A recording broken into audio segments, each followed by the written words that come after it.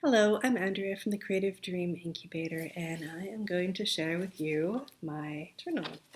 I just finished this journal, and I have loved this journal so much. This has been my journal that I've used for most of 2015, and I love it so much that when I got to the end, I had a hard time. I kind of stopped journaling because I didn't want to fill the last page because I didn't want to move on to the next book because I have loved this journal so much. And so when I was thinking to myself about what to do about this and how do I get myself moving on, I decided I would make a little video sharing the stories of this journal, and that would help me kind of honor and say goodbye to it. And as I was sitting here thinking, well, what do I want to say about the journal?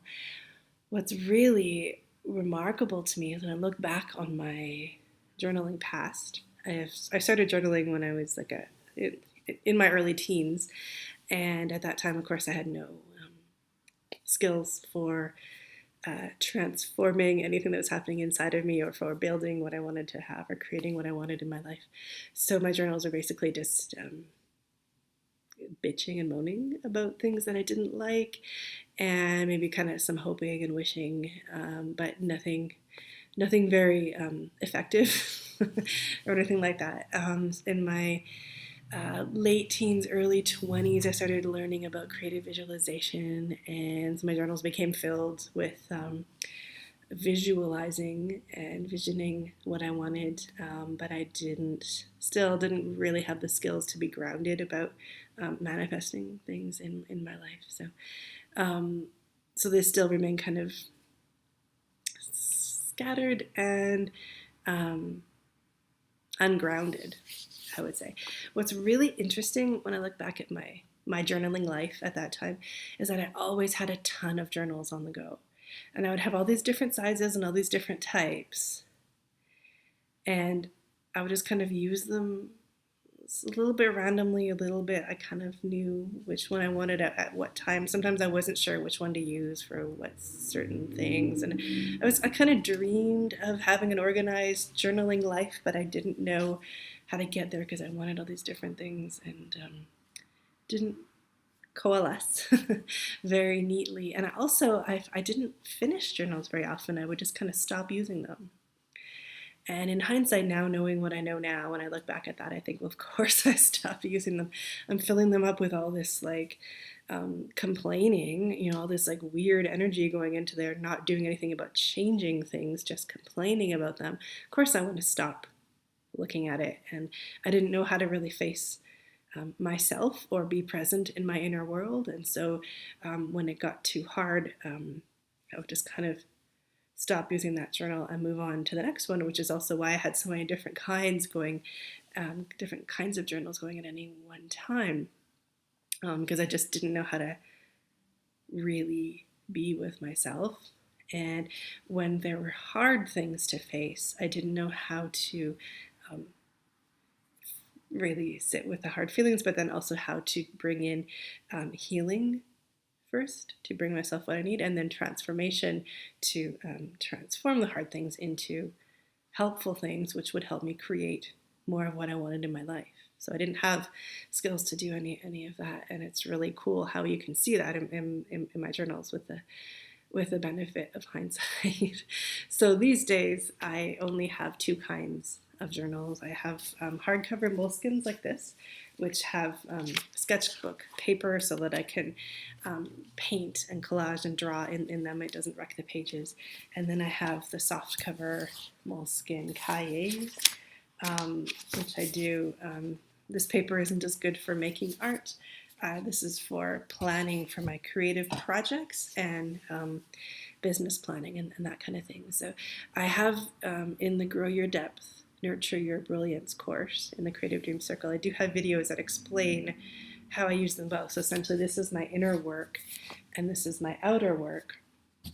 And I keep journals for both, but I like to keep them separate because it makes it easier for me to find what I need in the outer work journal to keep me organized, and in the inner work journal, it keeps the story going, right? So I can see, and that's what's cool is that this year, 2015, has been a really cool story in my life, and that's why the inner the inner journey here that I um, record through my creative journaling. That's why this book is just so dear to me, because it's been such a great year. So this is my journal from 2015. This is the journal that I was doing the Grow Your Depth, Nurture Your Brilliance advanced journaling program in, and that is about deepening your practice, deepening your commitment to your practice. It's also about being willing to go deeper into whatever is going on with you. So the idea that as you move deeper into your inner world and do deeper inner work, that means you're free to shine more brightly in the outer world, because you have more access to the infinite resources and gifts within. So we do work with outer world intentions and dreams and things that we want to create with it, but then we focus on doing the inner work. We focus on depth, and then allowing depth to direct the process. So you have to be somewhat open to what happens in the outer world. And what happened to me at the beginning of this process was a lot of things not going the way that I wanted them to, and in fact things going exactly the opposite of how I wanted them to, and me having a lot of hurt feelings and just having a hard time, and really, really struggling with it. So I used the Grow Your Depth, Nurture Your Brilliance program to help me with the struggles. I used all of the things that I teach about creativity and healing and transformation to transform all of these really hard things that were showing up. And beyond transforming, to also look for the gifts in them and figure out how to use those gifts.